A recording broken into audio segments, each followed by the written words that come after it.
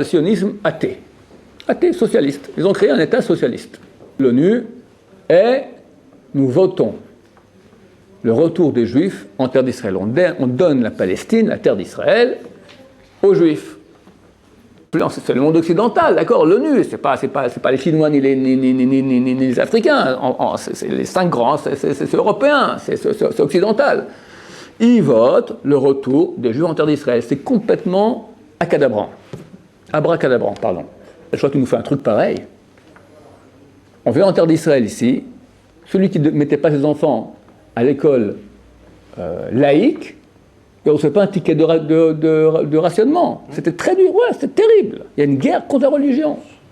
Ils veulent créer un État en Israël anti-Torah, socialiste, qui disent, écoutez, donnez-nous la terre d'Israël, on va faire un État maintenant laïque, vous aurez des festivals homosexuels internationaux.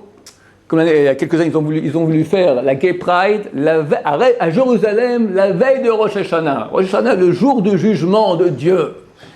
La majorité des enfants en Israël ne savent pas les mots qui viennent après le mot Shema Israël. La majorité d'Israël ne savent pas c'est qui Abraham, Yitzhak et Yaakov. Le Zechariah, banco.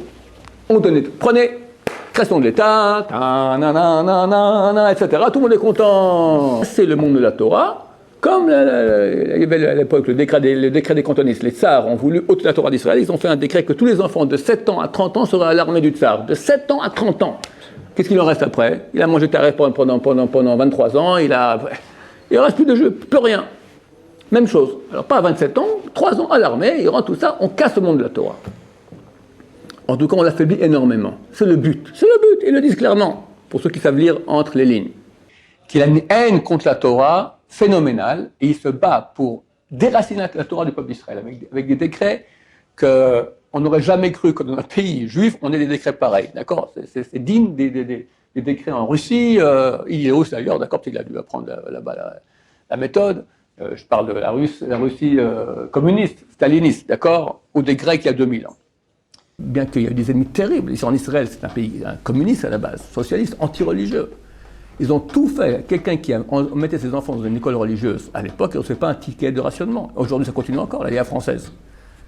On leur raconte des bobards aux gens religieux. On dit des écoles religieuses, et aujourd'hui, on m'a dit, 250 enfants de certaines villes, on leur a dit une école religieuse, c'est un truc bidon, les enfants, un après l'autre, quittent la Torah. Donc il y a une très grande guerre israélienne, ici, anti-religieuse. Faut savoir, c'est une réalité israélienne. C'est une catastrophe ce qui se passe dans notre service militaire aujourd'hui en Israël. On interdit même d'enseigner la Torah là-bas, il faut le savoir. Okay, on est en train de se battre pour savoir si on peut donner du halouf ou pas à nos soldats. On en est là aujourd'hui. Et enfin, le dernier, c'est les Amalekim.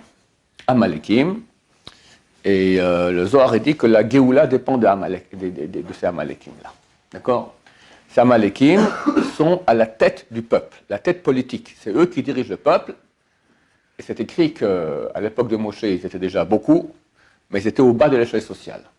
Et à la fin des temps, avant que Mashiach revienne, ils seront le plus haut de l'échelle sociale. Ce seront eux les grands dirigeants du peuple juif qui vont tout faire pour que le peuple d'Israël quitte la Torah, devient un peuple goy comme les autres goyim qu'il y a sur terre.